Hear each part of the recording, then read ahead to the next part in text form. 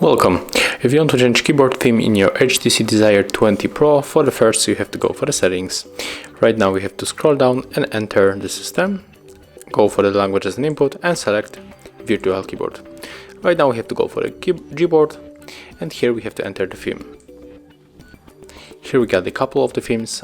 I'm going for the straight colors, so I'm going to take the red, click apply, and right now we can check how our theme has changed.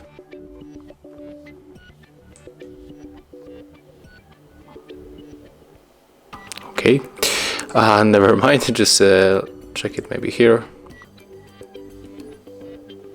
And as you can see, that's how our keyboard theme has changed. Thank you guys for watching, leave thumbs ups, comments and subscribe to our channel. See ya!